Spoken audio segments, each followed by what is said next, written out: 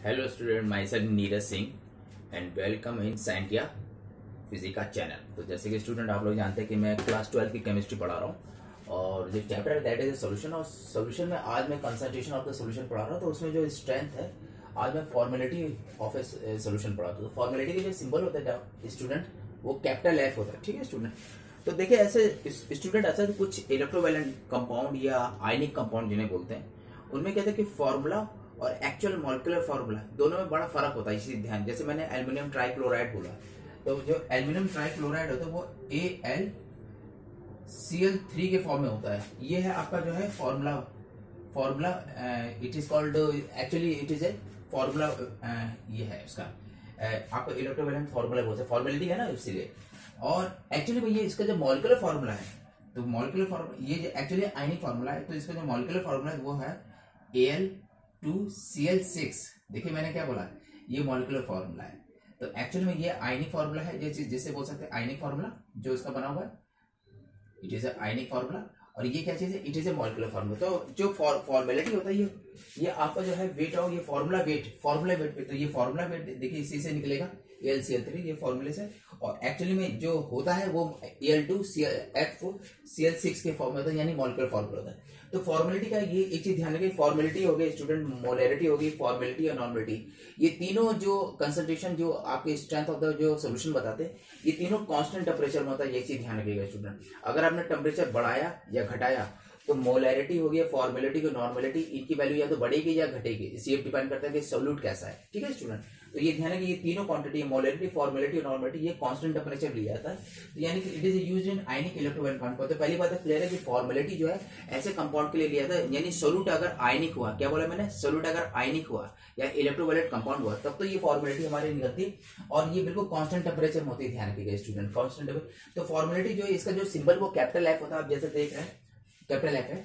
तो फॉर्मेलिटी को जो वेट ऑफ कंपाउंड, और कंपाउंड कौन सा, आयनिक या इलेक्ट्रोवैलेंट कंपाउंड, तो कंपाउंड का वेट ले लिया और उसका फॉर्मूला जो वेट उसका निकलेगा उससे उसे डिवाइड कर दिए। तो फॉर्मूला वेट से जो डिवाइड करते हैं तो उसी कंपाउंड का, आयनिक कंपाउंड का, और into volume of the solution in litre. देखिए अगर सॉल्यूशन का जो वॉल्यूम है अगर आप लीटर में लेंगे तब तो हमारा फॉर्मेलिटी का ये फॉर्मूला में है। लेकिन बाय द वे अगर सॉल्यूशन में फॉर्मूला लीटर में नहीं मिलीलीटर में है, तो आप समझ सकते हैं इसको 1000 से। देखिए यहाँ देख रहे हैं इट इज फॉर्मूला, ये फॉर्मोल हो गया into 1000 volume of the ml में हो गया सोल्यूशन का।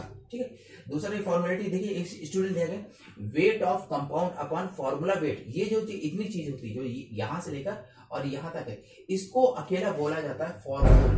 क्या बोला जाता है, इट इज कॉल्ड फॉर्मोल, MOLE। देखिए ध्यान है स्टूडेंट, ये चीज ध्यान है, ये दो वर्ड से मिलकर बना है, फॉर्मूला प्लस मोल। जो मोलैरिटी वाला मोल होता है ना, मोल जो होता है MOLE, तो फॉर्मूला का ये FOR और मोल। तो यानी वेट ऑफ कंपाउंड और formula weight of the compound जो आयनिक वाला है, ये जो रेशियो है इस रेशियो को फॉर्मोल बोला जाता है। तो वही हमने यहाँ पे इसकी जगह हमने फॉर्मोल लिख दिया, और यहाँ पे वॉल्यूम ऑफ द सॉल्यूशन देखिए यहाँ लिखा है लीटर में। ठीक है, ये चीज ध्यान रखें। ये आपके लिए शायद हो सकता है नया वर्ड है, लेकिन ये ध्यान रखें स्टूडेंट, फॉर्मूला प्लस मोल से ये वर्ड बना फॉर्मोल। तो यानी ये फॉर्मेलिटी बराबर होगा formol upon volume of the solution in litre में हो गया। ठीक है स्टूडेंट, तो फॉर्मोल में देखिए मैंने इसको ग्राम, आपकी बुक्स में इसको ग्राम फॉर्मूला मास भी कहते हैं। तो ग्राम फॉर्मूला मास को हमने फॉर्मोल बोलते हैं, और ये होता है वेट अपॉन फॉर्मूला वेट। ठीक है स्टूडेंट, ये चीज आपको वेट अपॉन फॉर्मूला वेट हो गया। अब स्टूडेंट जब मैं बताने, तो मैं ये बता रहा अगर ये लीटर में तब तो ये रहेगा, लेकिन अगर बाय द वे सॉल्यूशन का जो वॉल्यूम है वो लीटर में नहीं होके बल्कि किसमें, मिलीलीटर में। देखिए मिलीलीटर में, तो फॉर्मोल वही हो गया, यानी that is the weight of compound और formula weight of the compound. ये फॉर्मूल हो गया, फॉर्मूल को 1000 से मल्टीप्लाई कर दिया and divided by volume of the solution कर लिया इन ml। ध्यान रखिएगा मिलीलीटर में। ठीक है स्टूडेंट, अगला फॉर्मेलिटी बराबर होता है फॉर्मोल, क्योंकि वॉल्यूम ऑफ द सॉल्यूशन आप लोग सब लोग जानते हैं स्टूडेंट, जो वॉल्यूम होता है वो मास अपॉन डेंसिटी के भी बराबर होता है। ये चीज ध्यान रखिएगा। तो हमने वॉल्यूम ऑफ द सॉल्यूशन जो है इसको मास अपॉन डेंसिटी में कन्वर्ट करते हैं, तो मास तो नीचे लिख दिया, डेंसिटी ऊपर ट्रांसफर कर दी। तो फॉर्मेलिटी का एक और फॉर्मूला बना, formol into density of the solution, और डेंसिटी ऑफ द सॉल्यूशन किसमें, ग्राम पर litre, and divided by mass of the solution in gram. देखिए आप लोग इस तरह से भी निकाल सकते हैं, यानी फॉर्मेलिटी आप डेंसिटी के फाइंड आउट से निकाल सकते हैं, और फॉर्मोल और ये वॉल्यूम ऑफ द सॉल्यूशन के हिसाब से भी फॉर्मेलिटी फाइंड आउट कर सकते हैं। तो आप आई थिंक स्टूडेंट आपको ये दोनों चीज बहुत अच्छी तरह क्लियर हो गए, यानी कि formality by formol into 1000 divided volume of the solution in millilitre. ठीक है, क्योंकि इसको लीटर में कन्वर्ट करना होता है। और फॉर्मेलिटी का ये भी अगर डेंसिटी लिए तो वॉल्यूम ऑफ द सोल्यूशन हटा दिया जाएगा, इसकी जगह क्या रख देंगे, मास अपॉन डेंसिटी रख देंगे। तो फॉर्मेलिटी बराबर फॉर्मोल इंटू डेंसिटी, नीचे से रिवर्स होकर ऊपर आ जाएगी रेसिप्रोकल होकर, तो formol into density of the solution in gram पर litre and divided by mass of the solution, इससे हो जाएगा।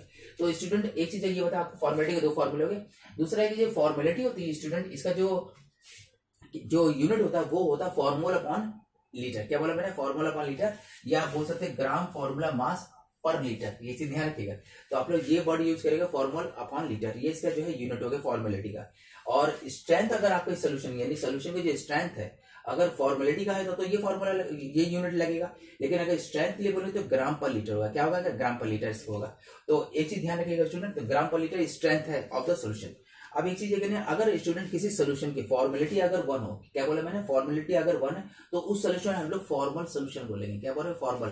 और यहाँ फॉर्मल किस पहले देखे, FORMAL, ये फॉर्मल है, तो फॉर्मल सोल्यूशन कहलाएगा जिसकी फॉर्मेलिटी जो है, जिस सोल्यूशन की 1 होती है फॉर्मेलिटी, तो वो सोल्यूशन हमारा फॉर्मल सोल्यूशन कहलाएगा। ठीक है स्टूडेंट, तो ये स्टूडेंट आप लोग ये बात तो क्लियर होगी कि मोलैरिटी, फॉर्मेलिटी एंड नॉर्मलिटी ये टेम्परेचर डिपेंडेंट क्वांटिटीज है। तो ये हमारा जो फॉर्मेलिटी ये भी टेम्परेचर कांस्टेंट टेम्परेचर होता है, ये टेम्परेचर कांस्टेंट मतलब डिपेंडेंट क्वांटिटी। हाँ, इसे ध्यान रखिए, जो मोलैलिटी होती है या आपका मोल फ्रैक्शन वो टेम्परेचर डिपेंडेंट नहीं होता, क्योंकि वो मोल पर डिपेंड करता है, क्योंकि इसमें मास चलता है। तो ये इसमें जो है आपके formality and molarity and normality ये तीनों जो है टेम्परेचर डिपेंडेंट होती है। तो स्टूडेंट आई थिंक मैंने आपको फॉर्मेलिटी आज आपको मैंने स्ट्रेंथ आपको पढ़ाई है सोल्यूशन की, तो आपको समझ में आई होगी। अगर आपको अच्छा लगे तो लाइक करें, सब्सक्राइब करें, बेल आइकन फॉर नोटिफिकेशन दबा दीजिएगा स्टूडेंट। और मैंने प्लेलिस्ट में 11 12 की फिजिक्स केमिस्ट्री के मैंने अलग अलग मैंने सारे आपको लेक्चर दिए, उसको आप लोग बिल्कुल ऐसे ही अपनी कॉपी में कर लीजिएगा, क्योंकि आपको बहुत काम आएगा। Okay student, okay, bye bye.